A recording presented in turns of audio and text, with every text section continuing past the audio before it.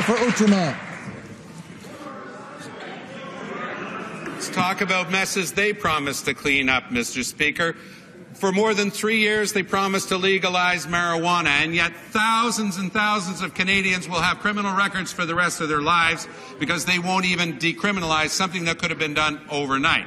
So the simple question for the Prime Minister is this. His minister was in New York, of all places, instead of here today, announcing that maybe in 2017 they'll be presenting legislation to finally do something about it.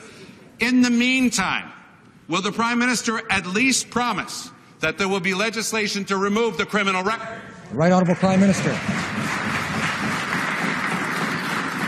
I'm always curious to see what position the member from Outremont will have on marijuana any given time he stands up in this House. The fact of the matter is we have been clear. We believe in legalization and regulation of marijuana because it protects our kids and keeps money out of the pockets of criminal organizations and street gangs. The fact of the matter is decriminalization, as this member proposes, actually gives a legal stream of income to criminal organizations. That's not what anyone wants in this country.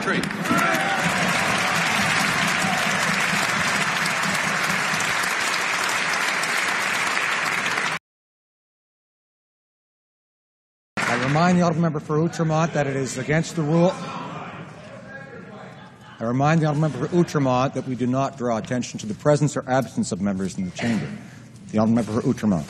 Monsieur le Président.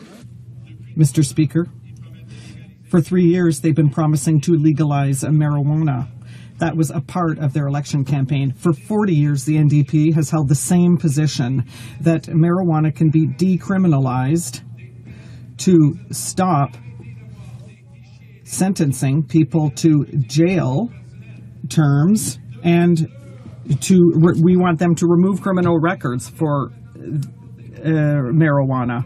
Now, he said the veterans' problem was the criminals, or was the Conservatives' fault, and they are blaming us, too, for marijuana. And, now they're debating on the Chief of Police of Toronto, the Right Honourable Prime Minister.